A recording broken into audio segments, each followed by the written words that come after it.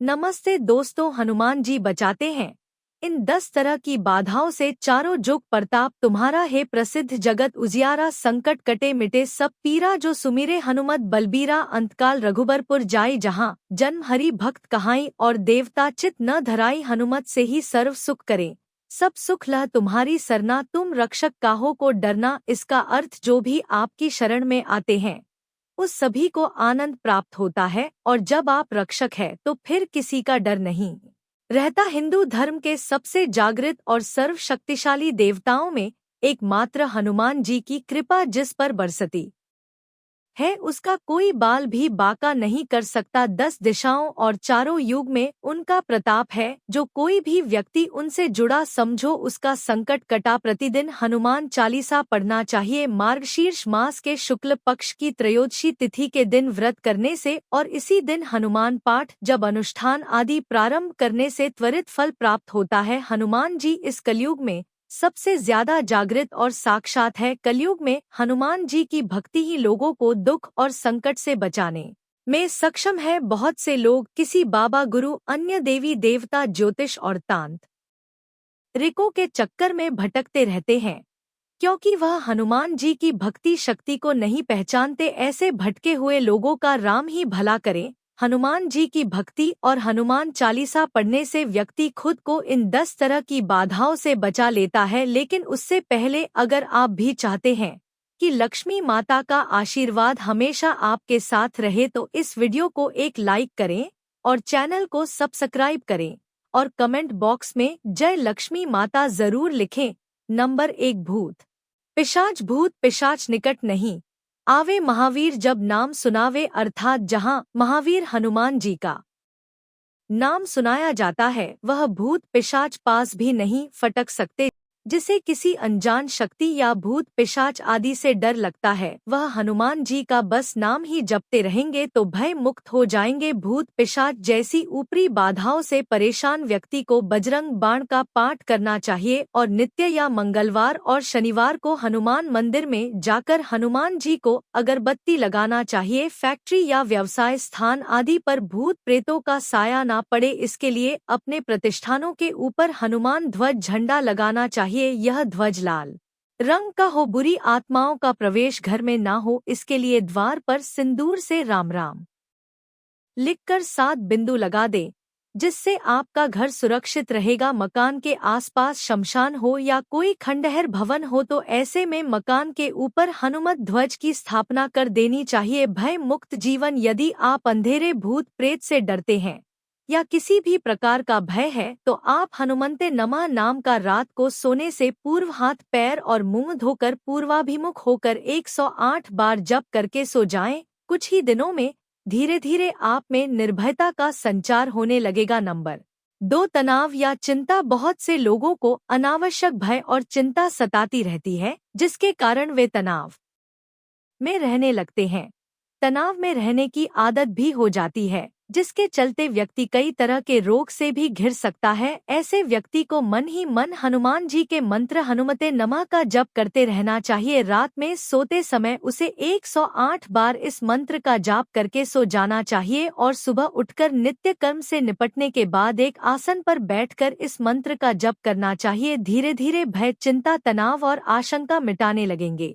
Number 3 रोग और शोक नासे रोग हरे सब पीरा जपत निरंतर हनुमत बीरा अर्थात वीर हनुमान जी आपका निरंतर जप करने से सब रोग चले जाते हैं और सब पीड़ा मिट जाती है। यदि आपके शरीर में पीड़ा है या आप किसी रोग से ग्रस्त है तो आप हनुमान बाहुक का पाठ करें। हनुमान बाहुक गोस्वामी तुलसीदास द्वारा रचित स्रोत है। जनश्रुति के अनुसार एक बार जब कलयुग के प्रकोप से उनकी भुजा में अत्यंत पीड़ा हुई तो उसके निवारण के लिए तुलसीदास जी ने इस स्रोत की रचना कि यदि आप गठिया बात सर दर्द कंठ रोग जोड़ों का दर्द या किसी भी तरह के दर्द से परेशान है तो जल का एक पात्र सामने रखकर हनुमान बाहुक का 26 या 21 दिनों तक मुहूर्त देखकर पाठ करें।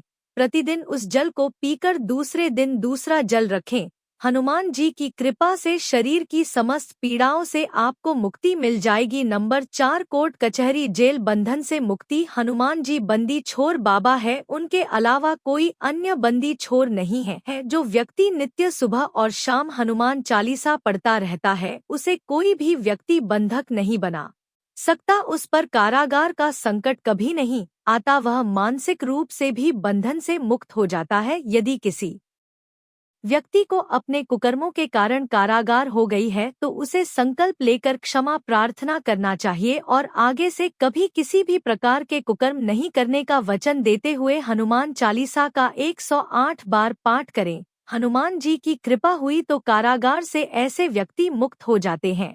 इसके अलावा यदि आपका कोई केस कोर्ट में चल रहा है तो भी आप जीत जाएंगे। प्रति मंगलवार एवं शनिवार को हनुमान मंदिर में जाकर गुड़ और चना अर्पित करें और घर में सुबह शाम हनुमान चालीसा का पाठ करें। पाठ करने के पहले और बाद में आधे घंटे तक किसी से बात ना करें। जब 21 दिन पूरे हो जाएं तो हनुमान जी को चोला चढ़ाएं। हनुमान जी की कृपा हुई तो आप निश्चित ही कोर्ट से बरी हो जाएंगे। नंबर 5, मारण सम्मोहन उच्चाटन। बहुत से व्यक्ति अपने कार्य या व्यवहार से लोगों को रुष्ट कर देते हैं, इससे उनके शत्रु बढ़ जाते हैं। कुछ लोगों को स्पष्ट बोलने की आदत होती है, जिसके कारण उनके गुप्त शत्रु भी होते हैं। यह भी हो सकता है कि आप सभी तरह से अच्छे हैं, फिर भी आपकी तरक्की से लोग जलते हो और आपके विरुद्ध षड्यंत्र रचते हो। ऐसे समय में यदि आप सच्चे हैं तो श्री बजरंग बाण आपको बचाता है और शत्रु को दंड देता है। बजरंग बाण से शत्रु को उसके किए की सजा मिल जाती है, लेकिन इसका पाठ एक जगह बैठकर अनुष्ठान पूर्वक 21 दिन तक करना चाहिए और हमेशा सच्चाई के मार्ग पर चलने का संकल्प लेना चाहिए, क्योंकि हनुमान जी सिर्फ सच्चे और पवित्र लोगों का ही साथ देते हैं। 21 दिन में तुरंत फल मिलता है। नंबर 6, घटना दुर्घटना से बचना। घटना दुर्घटना को राहु केतु और शनि अंजाम देते हैं, जैसे अचानक आग लग जाना, आपकी गाड़ी का एक्सीडेंट हो जाना या किसी मुसीबत का अचानक आ जाना। हनुमान जी आपको सभी तरह की घटना और दुर्घटना से बचा लेते हैं। इसके लिए आप सदा उनकी शरण में रहकर प्रतिदिन हनुमान चालीसा पढ़ते रहे। कभी कभी सुंदरकांड और बजरंग बाण भी, इसके अलावा साबर मंत्रों को भी ज्ञान प्राप्त करें। हनुमान जी का शाबर मंत्र अत्यंत ही सिद्ध मंत्र है। इसके प्रयोग से हनुमान जी तुरंत ही आपके मन की बात सुन लेते हैं। यह मंत्र आपके जीवन के सभी संकटों और कष्टों को तुरंत ही चमत्कारिक रूप से समाप्त करने की क्षमता रखता है। हनुमान जी के कई शाबर मंत्र हैं तथा अलग अलग कार्यों के लिए है। नंबर 7, कर्ज से मुक्ति। यदि किसी कारणवश आप कर्ज में डूब गए हैं या कर्ज से परेशान है तो हनुमान भक्ति से कर्ज से छुटकारा पा सकते हैं। कर्ज से मुक्त होना आसान नहीं, लेकिन कठिन भी नहीं। हनुमान जी की कृपा हुई तो तुरंत ही इससे मुक्त हो जाएंगे। मंगलवार का दिन हनुमान जी का माना जाता है। यह दिन कर्ज से मुक्ति के लिए सबसे उत्तम है। यदि किसी से कर्ज लिया है तो उसे मंगलवार के दिन चुकाने के बारे में सोचे। बुधवार और रविवार को कभी किसी को उधार न दे। मंगलवार को हनुमान चालीसा का पाठ करके हनुमान मंदिर में नारियल रखना अच्छा माना जाता है। मंगलवार को इन चीजों के प्रयोग और दान का विशेष महत्व है। तांबा मतांतर से सोना, केसर, कस्तूरी, गेहूं, लाल चंदन, लाल गुलाब, सिंदूर, शहद, लाल पुष्प, शेर, मृगछाला, मसूर की दाल, लाल कनेर, लाल मिर्च, लाल पत्थर और लाल मूंगा आटे के बने दीपक को बड़ के पत्ते पर रखकर जलाएं। ऐसे 5 पत्तों पर 5 दीपक रखें और उसे ले जाकर हनुमान जी के मंदिर में रख दे। ऐसा कम से कम 11 मंगलवार को करे। शुक्ल पक्ष के किसी मंगलवार की रात को हनुमान जी के मंदिर में 2 दीपक जलाएं और हनुमान चालीसा का 11 बार पाठ करें। पहले देसी घी का छोटा दीपक लगाए, दूसरा 9 बत्तियों वाला एक बड़ा दीप लगाए जिसमें सरसों का तेल हो और 2 लौंग डाली गई हो और जो रात भर जलता रहे। छोटा दीपक आपके दाहिने और रहेगा और बड़ा दीपक हनुमान जी के सामने। ऐसा आप 5 मंगलवार करें। नंबर 8, शनि और ग्रह बाधा। जिसे लगता है कि उसको शनि या अन्य किसी ग्रह की बाधा है, 7.5 या ढैया चल रही हो या राहु की महादशा चल रही हो तो घबराने की जरूरत नहीं। जिन पर हनुमान जी की कृपा होती है उनको शनि और यमराज भी बाल बाका नहीं कर सकते। आप प्रति मंगलवार हनुमान मंदिर जाएं और शराब व मांस के सेवन से दूर रहें। इसके अलावा शनिवार को सुंदरकांड या हनुमान चालीसा पाठ करने से शनि भगवान आपको लाभ देने लगेंगे। शनिवार को हनुमान मंदिर में जाकर हनुमान जी को आटे के दीपक लगाए। पहला कारण, चंद्रमा को हनुमान जी ने शनि से बचाया था तो वह चंद्रशेखर कहलाए थे। एक बार राम जप में बाधा डालने के बाद शनि देव को हनुमान जी ने अपनी पूंछ में लपेट लिया था और अपना राम कार्य करने लग गए थे। इस दौरान शनिदेव को कई चोटें आई। बाद में जब हनुमान जी को याद आया तो उन्होंने शनिदेव को मुक्त किया। तब शनिदेव को अपनी भूल का एहसास हुआ और उन्होंने कहा कि आज के बाद में राम कार्य और आपके भक्तों के कार्य में कोई बाधा नहीं डालूंगा। एक बार हनुमान जी ने शनिदेव को रावण की कैद से मुक्त कराया था। तब शनि भगवान ने वचन दिया था कि मैं आपके किसी भी भक्त पर अपनी कृपा बनाए रखूंगा। दूसरा कारण, पाराशर संहिता में हनुमान जी की शादी का उल्लेख है। माना जाता है कि हनुमान जी का विवाह सूर्य की पुत्री सुवर्चला से हुआ था। आंध्र प्रदेश के खम्मम में एक प्राचीन हनुमान मंदिर है जहां हनुमान जी के साथ उनकी पत्नी की भी मूर्ति विराजमान है। शास्त्रों में शनि महाराज को सूर्य का पुत्र बताया गया है। इस नाते हनुमान जी की पत्नी सुवर्चला शनि महाराज की बहन हुई और सबके संकट दूर करने वाले हनुमान जी भाग्य के देवता शनि महाराज के बहनोई हुए। नंबर 9, नौकरी और रोजगार। अगर आप बेरोजगार हैं या आपका व्यापार नहीं चल रहा है तो आप मंदिर में मंगलवार के दिन सुंदरकांड का पाठ करें, प्रतिदिन हनुमान चालीसा का पाठ करें और प्रति मंगलवार को हनुमान जी के मंदिर जाएं। हो सके तो 5 शनिवार को हनुमान जी को चोला चढ़ाएं।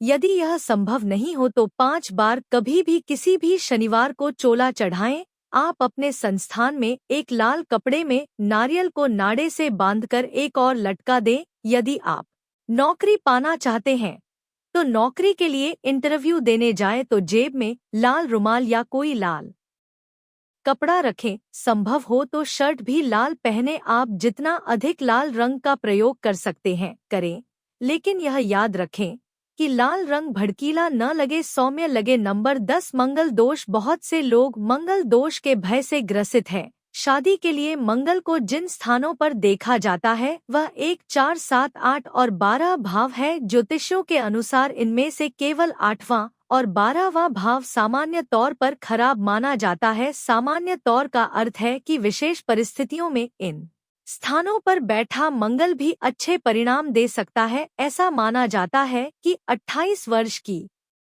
उम्र के बाद यह दोष समाप्त होना शुरू हो जाता है। मंगलवार के दिन व्रत रखकर सिंदूर से हनुमान जी की पूजा करने एवं हनुमान चालीसा का पाठ करने से मंगली दोष शांत होता है। इसके अलावा लाल वस्त्र में मसूर दाल, रक्त चंदन, रक्त पुष्प, मिष्ठान एवं द्रव्य लपेटकर नदी में प्रवाहित करने से मंगल का अमंगल दूर होता है। दोस्तों, अगर आपको हमारी यह जानकारी अच्छी लगी हो तो वीडियो को एक लाइक जरूर करें और अपने दोस्तों के साथ शेयर करें। चैनल को सब्सक्राइब करना न भूलें ताकि आपको हमारे नए वीडियो की नोटिफिकेशन मिलती रहे। वीडियो देखने के लिए आपका धन्यवाद। जय श्री राम, जय बजरंगबली।